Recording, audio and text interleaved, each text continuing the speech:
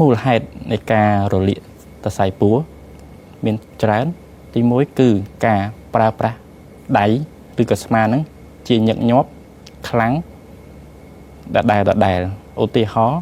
កីឡាករវាយបាល់ទះកីឡាករវាយសីកីឡាករតៃក្វាន់ដូឬក៏វ៉ូវៀតណាមហែលទឹក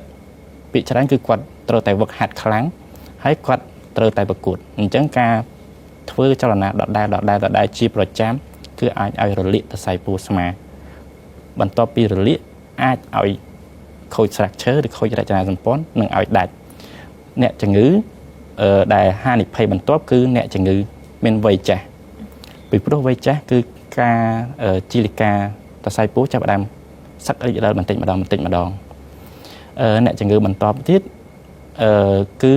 អ្នកជំងឺមានជំងឺប្រចាំកាយឧទាហរណ៍ទឹកនោមផ្អែមរ៉ាំរ៉ៃឬក៏ជំងឺមេតាបូលិកលើសជាតិអាស៊ីតឬក៏ជាតិខ្លាញ់រ៉ាំរ៉ៃមិនបានព្យាបាលបានត្រឹមត្រូវក៏អាចឲ្យប្រឈមមុខនឹងការដាច់សរសៃពួរដែរនឹងតាក់ទងនឹងមុខរបរដូចខ្ញុំនិយាយមុនគឺពិចិត្រគឺកីឡាករបន្ទាប់មកមុខរបរគឺដូចជាខាងកម្មករលីសែងគាត់ប្រើស្មាច្រើននឹង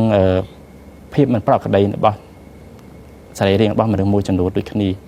ដូចជាឧទាហរណ៍គឺស្មាអញ្ចឹងគាត់អាចមានភាពមិនប្រក្រតីគឺចន្លោះប្រហោងនៃសាច់ដុំស្មាហ្នឹងវាស្ទួចចង្អៀតពេកធ្វើឲ្យការ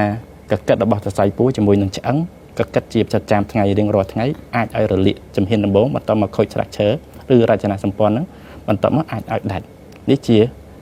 កត្តាប្រឈមមុខដែលអាចឲ្យរលាកសរសៃពួរដាច់សរសៃពួរចា៎